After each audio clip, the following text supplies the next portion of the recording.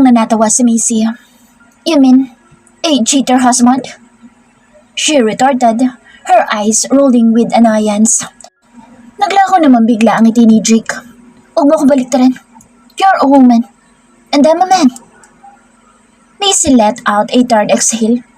Sige, kung yan ang pananaw mo sa buhay. Pwes, wala na akong magagawa pa, kundi ang hayaan ka. Sige lang, gawin mong gusto mo. Mambabae ka hanggat kaya ng tuhod mo. Tamad na lang niyang sagot at tumalikod na. Umalis na ng living room nang napapailing na lang. Hindi niya inaasahan na ganito pala ang magiging reaksyon ng kanyang babaerong asawa. Halikan lang iyon sa commercial, para pa kaya kapag nalaman nito kung ano ba ang ginagawa niya. Asshole! Gigil na lang niyang bulong, ngunit nagulat na lang siya na bigla siyang lumutang sa kalagitnaan ng stairs dahil sa biglang pagbuhat ni Jake sa kanya. Put me down, Jake! She insisted, giving him a stern look. Pero inirapan lang siya ni Jake at binuhat pa ring paakyat. Ibinaba lang siya nito nang makapasok na sila sa master's bedroom. Maliligo ako, honey. Sabahan mo ko. Namiss kitang makasabay. Ngiti na nitong aya sa kanya at hinubad na ang suot na coat bago sununod ang botones ng polong panloob. Tamad namang napairap si Macy. Tapos na ako maligo sa rest house. Walang buhay lang niyang sagot at pumasok na lang ng dressing room para magbihis. Hindi na siya kinulit pa ni Jake at naligo na lang ito ng mag-isa sa loob ng bathroom. Nang matapos ay sabay na silang nag-dinner sa loob ng dining room. Nga pala, I slapped your woman and threw the necklace you gave to her. She informed him. Napahinto naman si Jake at bahagya ng nangunot ang noo nang mapatingin sa kanya. Who? Your new mistress, Arya Perez. She responded calmly, continuing to eat her meal. Mas lalo namang nangunot ang noo ni Jake. Arya? Arya who? See? Sa dami na ng mga babae may nakalimutan mo na mga pangalan nila. She retorted sarcastically. Kaya naman binitawan na saglit ni Jake ang kubyertos nito at dinukot ang phone sa bulsa. Nang mabuksan ay agad na nag-search sa internet. Hinarap ang pangalang Arya Perez. Nang lumabas ang litrato ng babae ay saka lang nito nakilala at naalala. Oh, I didn't know that you knew her. Sambit dito at bumuntong hininga. Buntong hininga na binalik na lang ang phone sa pocket bago tumingin sa kanya. I apologize, honey. Napairap na lang si Macy at ipinagpatuloy pa rin ang kain. I thought you didn't care about the woman you were involved with. So, why did you give her a necklace? Hindi lang yun dahil binigyan mo pa pala ng apartment. Nabiti naman ang muling pagdampot ni Jake sa kubyertos nito at nangunot muli ang noo. At sino may sabi sa'yo niyan? Harap po sa akin. Macy chuckled softly in response. Oh, come on, Jake. Your mister spoke those words herself. So, there's no need for pretense. But fret not. It's alright. Sanay na rin naman ako sa pambababae mo. Kaya sige lang, ipagpatuloy mo lang yan. Wala niyan sa langit kaya lubos-lubosin mo na habang nandito ka pa sa mundo. I don't care about that woman, and I never give her a necklace or any item, especially the apartment you mentioned. He explained immediately with a serious tone. Wala ko naalala na nagbigay ako ng apartment sa kahit na sinong babae. Tulad nga ng sabi ko, sa lahat ng mga naging babae ko. Isang beses ko lang silang nakasama at pagkatapos nun ay wala na. Kaya wala kang dapat na ikaselos.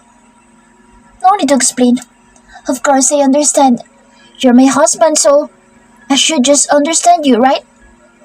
She replied with a forced smile, elegantly raising her wine glass for a toast. Napangiti naman si Jake at dinampot din ang wine glass nito. Thank you, honey. You're welcome. Pinabangga nila ang kanilang glass bago sumimsim ng wine at napangiti sa isa't isa na parang wala nang nangyaring pagtatalo. Nang matapos mag-dinner ay bumalik na sila sa kanilang bedroom pero pagbalik ay agad namang nagbihis si Jake ng business suit. Alis ako ngayon, honey. I have an important meeting with one of your father's business associates. He informed her, donning his suit. Baka sa madaling araw pang uwi ko. Sinong kasama mong aalis? She asked curiously. Isasama ko siguro si Gavin at ang ilang mga tauhan. Bigla na lang nagka-interes si Macy sa narinig at napaayos agad ng upo mula sa pagkakasandal sa headboard ng kama. Saan kayo pupunta? She asked. Sa kasino ng dad mo. May babae ba roon? Jake chuckled. Come on, honey. I'm not going there for women, but for business. Macy got off bed and approached her husband, helping him adjust his suit. Alam mo ikaw, ang dami mong babae pero hindi mo man lang mabigyan ng kanang kamay mong tauhan kahit isa. Kawawa naman kung tatandang binata yun. She said casually while fixing his hair. Nangunot naman ang noo ni Jake. Huh, si Gavin? Yeah, siya nga. Oh, you have a point. I think I'll just give him a woman later, after the meeting. Hindi na mapigilan ni Macy ang mapa-ismid. Sa tagal mo ng tauhan yun, ni minsan ba hindi mo binigyan ng babae? Napaisip naman si Jake na parang biglang inalala kung nabigyan nga ba nito ng babae ang tauhan. Well, binibigyan ko naman. Actually, sinasabi ko naman sa kanya na pumili lang siya ng mga babaeng gusto niya. Hindi ko lang alam kung pinapatulan niya ba o hindi. Baka naman ikaw talaga ang type niya. Napahalakak na lang bigla si Jake. Don't be kidding me, honey. Natatawa na lang nitong sagot at dinampian na siya ng halik sa pisngi. Sige na, alis na ako. Matulog ka na lang at tawagan mo lang ako kung may problema. She nodded. Sige, ingat ka. Akmang babalik na siya sa kama pero mabilis siyang hinila ni Jake pabalik. Walang goodbye kiss? Her eyebrows raised. Oh, kailangan mo pa ba? Of course, honey. Jake chuckled at nilapit na nito ang mukha sa kanya. Come on, give me a kiss. Wala nang nagawa si Macy kundi dampian na lang ng halik ang pisngi ng asawa. Pero natawa naman ito sa ginawa niyang halik at muli siyang hinila. Diretso nang siniil ng halik ang labi niya. Alright, I'll leave now. Sleep well. Paghaplos-haplos pa nito sa ulo niya bago lumabas na ng bathroom. Napairap na lang sa Macy nang maiwan ng mag-isa at pinunasan na lang ang nahalikan na labi gamit ang kamay. Hanggang sa hindi natiis at pumasok na ng bathroom at mabilis na hinugasan ang kanyang labi at nagmumug agad ng mouthwash. Paglabas ng bathroom ay hinagilap na niya ang kanyang cellphone at tinawagan na ang babaeng si Jillian. It was already 8:35 in the morning when Macy woke up. Nagulat pa siya na makita kung anong oras na at agad niyang hinagilap ang kanyang cellphone na nahigaan na niya pala dahil nakatulugan niya kagabi ang paghihintay sa text at tawag. Tom, bakit wala pa rin? She complained as she opened her phone only to find no text message or missed call from Jillian. Bumaba siya ng kwarto at nagtanong sa mga katulong kung nakauwi na ba ang asawa niya pero ang sagot ng mga ito ay hindi pa rin nakakauwi mula nang umalis kagabi. She tried calling her husband's number but he didn't answer. When she tried calling Gavin's number, she couldn't reach him either. And the same goes for Jillian's number, which was also unreachable. Parang bigla yata siyang kinabahan sa kanyang hinala. Hindi na siya mapakali kaya naman nilibang na lang niya ang kanyang sarili sa paglangoy sa swimming pool. I swear, I'll kill you if you betray me. Paulit-ulit niya pang sambit habang pabalik-balik ng langoy sa swimming pool. Talagang hindi niya mapigilan ang mag-alala. Lumalakas ang tibok ng puso niya sa pagka-nervyos. Umaasa siya na wag sana siyang mabigo pa ulit sa lalaki this time. She already chose him at sana this time, hindi na siya nagkamali pa ng lalaking pinili. It was already 10 o'clock when her manager called, summoning her to the studio for her rehearsals for the upcoming fashion show featuring gowns by a famous designer. She had no choice but to leave the mansion. Sakto namang pagdating niya sa LM Entertainment Building ay magsisimula pa lang ang rehearsal ng kanyang mga kasamang modelo. Sakto lang ang pagdating niya. May problema ba, Macy? Tanong ng kanyang manager na agad siyang nilapitan pagkatapos ng rehearsal at binigyan ng isang bottle ng tubig. May iniisip lang ako, Freda. By the way, where's Jillian's address? Gusto ko siyang puntahan para malaman kung ano resulta ng mission niya kagabi. What do you mean? Pinakit mo na ba sa kanya yung lalaki? Yes, last night. She replied, releasing a heavy sigh. Pero hindi naman siya makontak ngayon. Gusto ko lang malaman kung ano ang resulta ng pang-aakit niya. Kung naakit ba niya o tinaboy siya. Umarko na ang kilay ng manager. Sino ba naman kasi lalaking pinapaakit mo? Don't tell me, yung husband mo. Oh my. Napatakip na ito ng bibig ng biglang may maalala. Oo nga pala, kanina ko lang nabalitaan na may kumakalat palang chismis sa kanilang dalawa ni Arya. Nag-date sila sa Italy. Hindi ka naman siguro naniniwala doon, di ba? Hindi na mapigilan ni Macy ang mapa-ismid at uminom muna ng tubig sa bote bago sumagot. It is indeed true. That scoundrel is a womanizer. Her manager's eyes widened in disbelief. Hindi nga. Totoo ba yan? Yes, totoo nga. She replied with a sigh as she settled into a chair in the rehearsal room. Babaero na ang gago na iyon mula pa noon. Oh my God, Macy. Sinasabihan mo na talagang gago ang asawa mo ngayon?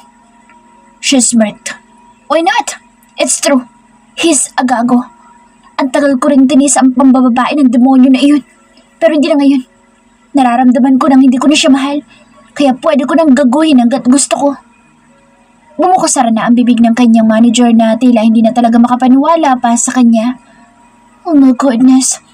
So ibig sabihin, yung mga kumakalat na chismis dati na may nakadate siyang Hollywood actress, ay posibleng totoo rin yun? Macy chuckled. Yes, all those rumors about this affair are indeed accurate. Nawawala lang agad ang mga ebidensya dahil nililinis niya at takot ding magpakalat ng balita ang ibang media dahil bayad niya. At kung hindi naman, malamang tinatakot niya. See how asshole he is? He's a pain in the ass. Napatakip na lang ang kanyang manager sa nakaawang nitong labi habang nakatayo sa tabi niya. Oh my God. So for so many years, tiniis mong lahat iyon kahit alam mong totoo pala? Yes. Unfortunately, I had no other option. She responded nonchalantly, shrugging her shoulders. But not today. Dahil kung kaya niya mambabae ng paulit-ulit, pues, kaya ko rin maghanap ng matinong lalaki na pwede kong ipalit sa kanya. Napakurap-kurap na ang kanyang manager. Parang hindi na alam may sasagot sa kanya. So, sinasabi mo bang yung pinapaakit mong lalaki kay Jillian ay, yes, he's my man. She affirmed with a smile, gently shaking the bottle of water in her hand. And I hope he won't fall for other women. Because if he cheats too, I swear, pasasabugin ko silang dalawa ng boss niya pagdating ng takdang araw. Oh my God! Wait! Macy! Balisa na wika ng kanyang manager na parang natataranta na at nagpalingalinga pa sa loob ng rehearsal room. Pero mabuti na lang ay may mga ilang stop na lang ang natira na naglilinis ng mga gamit sa loob at medyo malayo naman sa kanila. So you mean, gumanti ka na pala? You cheated on him too? He inquired, taking a seat next to her, suddenly keen on engaging in conversation. Yes, I did cheat on him, just like he did to me. And I realized that I was much happier with my new man than with my jerk husband. She admitted with a smirk, taking another sip of water and leaning back in her chair. My new man is pure and handsomely attractive at the same time. Imagine, he's already 30 years old but still virgin. Samantalang ang boss niya, may asawa na lahat-lahat, pero laspag na laspag naman ang mga babae niya, ang gago. Kung naging babae siguro yun, baka bulok ng ari sa dami ng pumasok. God, I can't fathom it. He's such a despicable, trashy jerk. She shook her head disappointedly. You really cheated on him? Oh my God, are you out of your mind? Bigla na lang sermon ng kanyang manager na napatayong muli at namewang na sa harap niya. You really did, Missy? Inirapan naman niya ito. Bakit gulat na gulat ka? Masama bang ginawa ko? Of course! It's cheating! Oh, so what do you want me to do? She raised an eyebrow at her manager. Cry and drown myself in sadness over a man who doesn't care about me? The heck! Only foolish women do that. She rolled her eyes once again. That was in the past, where I acted like a martyr for him, thinking he would change. But now, I have learned my lesson. He started this, and I will finish it for him. But no, I won't just break up with him easily. She tightened her grip on the water bottle, causing it to crinkle. I need to crush him first, before abandoning him. I want to see his veins pop out in anger and his eyes bulge out. I want him to feel what it's like to be betrayed by someone he trusted deeply. Her manager remained silent for a moment, just staring at her with lips slightly parted. Oh my God, Macy, is that really you? He eventually exclaimed. Ngumisi lang sa Macy at tumayo na sa kanyang kinaupan. You know what, Freda? May mga tao talaga na kahit anong iba tumong masasakit na salita o kahit iyakan mo at luhuran, bali wala pa rin sa kanila dahil mga manid sila at gago. Pero alam mo kung anong dapat gawin sa mga taong ganun? Ano? Match their pace and surpass them. She answered with a grin. Then, watch them be left behind, alone, like a forgotten piece of trash. Tanging pang-awang na lang ng labi ang nagawa ng manager. Nakangisi na lumabas si Macy ng rehearsal room. Saka naman natauhan ng kanyang manager sa pagkatulala at mabilis na lang na humabol sa kanya. By the way, I didn't see the mistress. Macy commented. Who? Arya? I think she's not here. Day off yata ng gaga. Marteng sagot ng kanyang manager at lumabas na sila ng building. So, saan tayo papunta ngayon, Macy? Sa bahay ni Jillian. Doon ka nila sa kotse ko sumakay. Agad naman pumayag ang manager niya at sumakay na sila sa kanyang kotse na nasa parking lot ng building. Ngunit pagdating sa highway ay nahigit na lang ng manager ang paghinga nito at mahigpit na napakapit sa seatbelt. Ano ka ba naman, Macy? Slow down! Baka mabangga naman tayo sa bilis ng pagmamaneho mo niyan. Saway nito sa kanya. Kailangan natin takasan ang tauhan ng asawa ko. Kumapit ka lang dyan at huwag na magreklamo pa. Napapikit na lang ang manager at napakapit na mahigpit sa seatbelt. Nang tuluyang mailigaw ang nakasunod na kotse sa kanilang hulihan, ay sakalang binagala ni Macy ang pagmamaneho. Para namang nakahinga na ng maluwag ang kanyang manager. My goodness, Macy. Hatakin yata ako sa puso sa'yo. Pag-iling-iling na lang nitong reklamo at napabuga na lang ng hangin. Hanggang sa dumating na sila sa isang apartment na tinitirhan ni Macy. Ngunit doorbell lang sila ng doorbell sa pinto at wala namang nagbubukas. Mukhang hindi pa yata nakakauwi. Wika ng kanyang manager at nilabas na ang phone. Sandali lang, tatawagan ko. Tinawagan ko na mula pa kanina. Hindi naman makontak. Inis naman niyang sagot at lumabas na lang sa building ng apartment. Ay naku, hindi nga makontak. Saan na kaya yun? Reklamo ng manager nang hindi rin ito makontak ang number ni Jillian. Muling nakaramdam ng inis si Macy at napasandal na lang sa upuan pagkapasok muli ng kotse. Malakas na siyang napabuga ng hangin. You know what, Macy? Why don't you just divorce your husband if you don't want him anymore? Reklamo ng kanyang manager na naupo na rin sa front seat sa tabi niya. It's not that simple. I've asked him for that before, but he didn't take it seriously. Buntong hininga niyang sagot at muli nang pinaandar ang kotse. Dahil alam niyang kahit lumuha pa ako ng dugo, ay wala akong magagawa pa kundi pagtiisan siya dahil kasal na kami. Napairap naman si Freda. Grabe naman pala lalaking yan. Akala ko'y perfect husband na kasi halos nasa kanya na yata lahat ng katangian ng isang lalaki. Pero sayang lang at ganyan pala siya kagago. Paano kung humingi ka na lang ng tulong dyan sa dad mo para makawala ka na? He suggested. My dad? Really, huh? Macy chuckled sarcastically as she drove. Hindi mo ba alam kung ilan ang mga anak ni dad sa iba't ibang babae? Hindi na mabilang. And you don't even know my dad. He's the kind of person who is difficult to deal with. He can easily kill his own flesh and blood if defied. Just like what happened to... She paused as she realized she had said too much. Kanino? Her manager asked curiously. Macy cleared her throat. Chanel was right. Isang talon ng babae kapag iiyak-iyak lang ang alam gawin na parang tanga. Pag-iba na lang niya sa usapan. Sa dami ng lalaki dito sa mundo. Kung napunta ka man sa maling tao, ituwid mo na lang at maghanap ka ng matino. Yung kaya kang pahalagahan para matapos ng paghihirap mo sa walang kwentang lalaki. Kaya naman this time. She paused and smiled. I will choose my best man, not a trash one. Pinatakbo na niya ng mabilis ang kotse. Kaya naman ang kanyang manager ay muli na namang napasinghap at napahawak sa seatbelt nito. Slow down, Macy. Baka maaksidente na tayo sa bilis mong magmaneho. Reklamo pa nito pero hindi na niya pinansin pa. Hanggang sa nakabalik na sila sa parking lot ng building. My God, Macy. Napakabilis mo naman mag-drive. Parang nahilo yata ako. Habol ang paghinga na bulalas ng manager na tila sakalang nakahinga ng maluwag nang huminto na sa pagtakbo ang kotse. Napangisi lang si Macy at agad na kinuha ang kanyang phone nang tumunog ito. Nakita niyang asawa niya ang tumatawag. Ayaw sana niyang sagutin pero sa isipin na nakauwi na ito kasama si Gavin, ay dali-dali na lang niyang sinagot. Honey, anong oras ang uwi mo? Bungad sa kanya ni Jake. Pauwi na. Bakit? Nasaan ka? Nakauwi ka na rin ba? She asked back. Yes, kanina pa. I just woke up because your bodyguards called me saying you ran away from them again. Where did you go? Macy rolled her eyes and instead of answering her husband's question, she ended the call. Wow, ang taray ha? Binabaan mo talaga ang husband mo? Gising po na ng kanyang manager. Samantalang dati-rati palagi kang sweet sa kanya. Full smile ka lagi kapag tinatawagan ka. Umirap lang si Macy.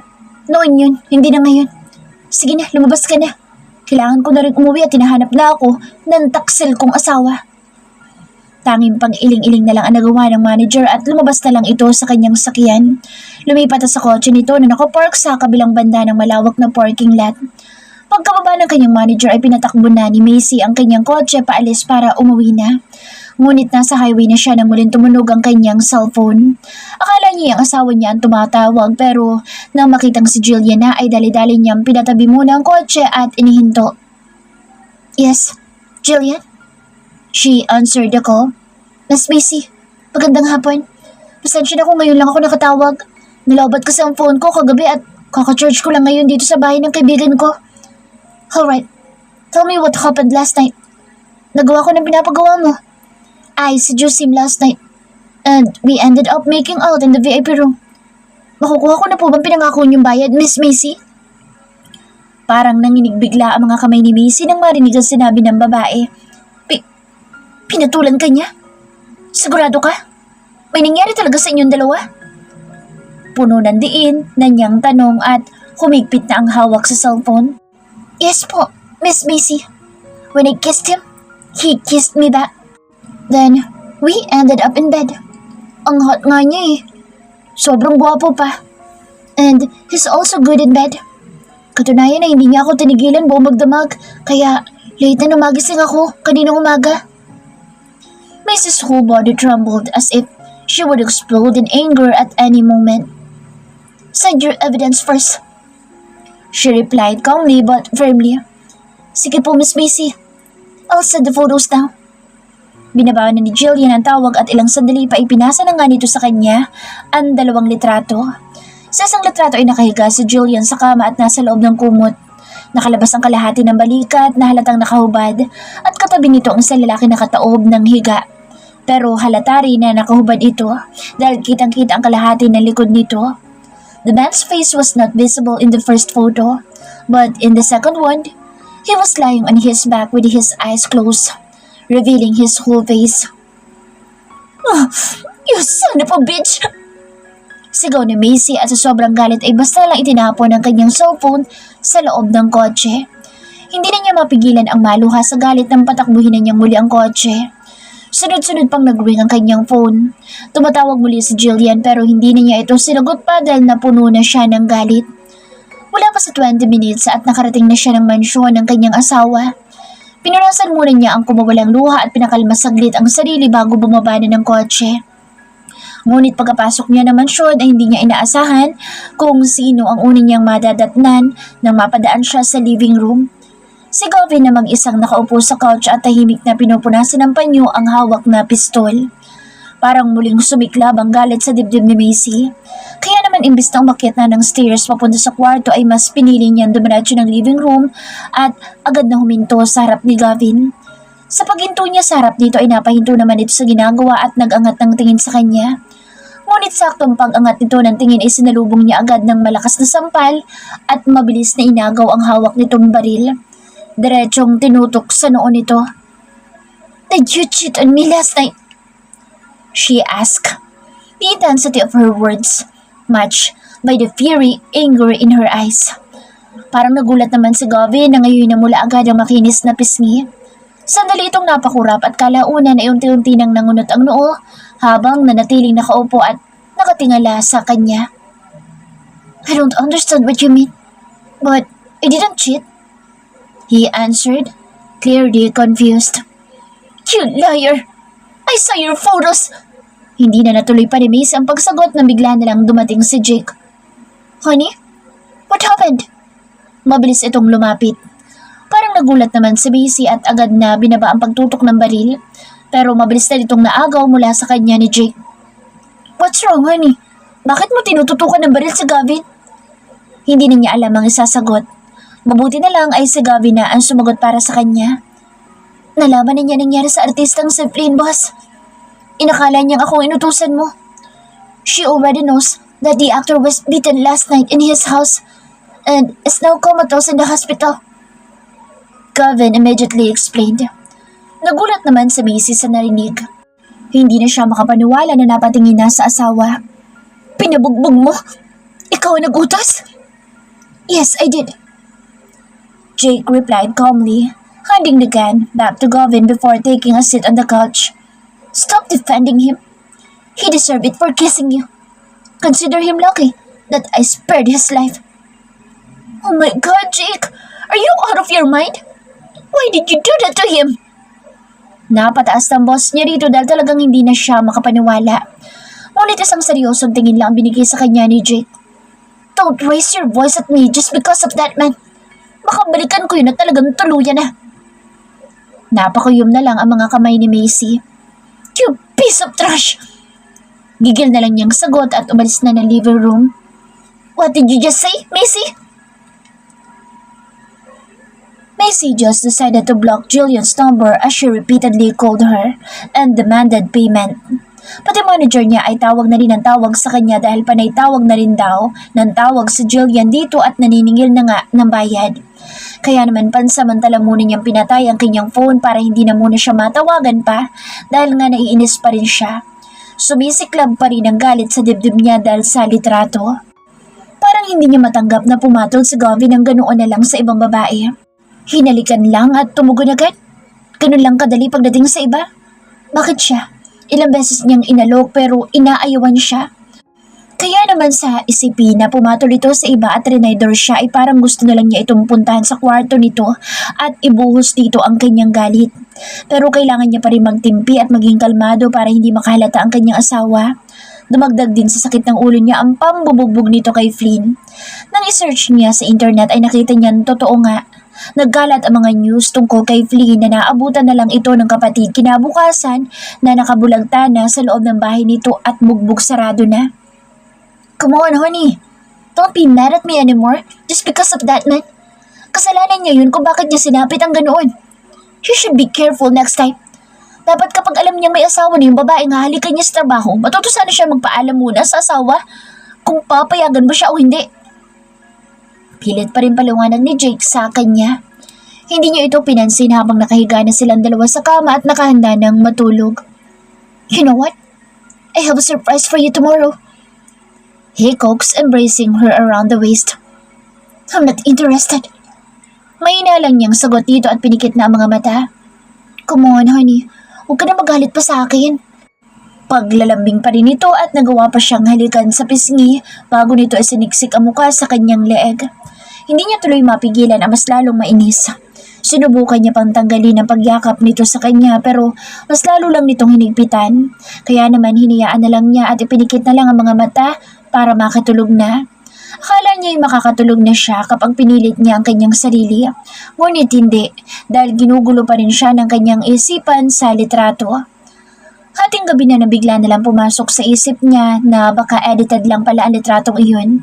Kaya naman nang makita niyang tulog na si Jake, sa tabi niya ay bumaba muna siya ng kama at pumasok ng bathroom, dala ang kanyang cellphone. Muli niya tinignan ang litrato. Pinakatitigan niya ito ng mabuti pero hindi niya pa rin makumpirma kung edited ba o hindi. Dahil kung edited man ay talagang napakagaling ng pag-edit. Mukha talagang totoo. Kaya naman kahit hating gabi na ay agad siyang nag-SSS sa kilala niyang photo expert at pinadala niya ang litrato para ipacheck kung edited ba o totoo. Madaling araw na yata bago siya hinila ng antok at tuluyan ng nakatulog. Honey, I have a surprise for you. Ngiting bungad sa kanya ni Jake na agad siyang sinalubong pagkalabas niya ng bathroom. I told you, I'm not interested. Irap niya lang nasagot at pumasok na ng dressing room. Ngunit pagkatapos niya magbihis at paglabas ng dressing room ay lumutang na lang siyang bigla nang buhatin siya ng kanyang asawa na nakaabang pa rin pala sa kanya. Come on, honey. Huwag ka na magtampo pa. Paghalik pa nito sa kanyang pisngi at binuhat na siyang palabas ng kwarto. Tamad na siyang nagpumiglas pa at makipagtalo, kaya naman hinayaan na lang niya ito hanggang sa nakababa na sila ng stairs at diretso na siya nitong binuhat palabas ng mansyon. Surprise, honey! A brand new car for you! Isang black Bugatti Mistral ang bumungad sa kanya sa labas. Ngunit imbes na matuwa ay napairap lang siya. Aanin ko naman yan, Jake. Collection, honey. Sakyan mo papuntang trabaho. Ikaw lang naman mahilig sa mga ganyang sakyan. Idagdag mo na lang sa collection mo. Tamad niyang sagot. Pero nung mapatingin sa lalaki na katayo malapit sa kotse ay bigla na lang tumalim ang tingin niya rito. Come on, honey. Hindi mo ba nagustuhan? Masama pa rin ba ang loob mo sa akin dahil sa lalaki iyon? Malambing pang tanong ni Jake sa kanya habang buhat pa rin siya. Pinukol na niya na masamang tingin si Gavin bago muling sumagot sa kanyang asawa. Let's just not talk about him anymore. Hindi na rin naman na may babalik pa ang oras dahil nabugbog mo na yung tao. Ibaba mo na nga lang ako. Alright, mag-breakfast na lang tayo. Dinalan lang siya ni Jake papunta sa terrace at wala na siyang nagawa kundi ang mapabuntong hininga na lang.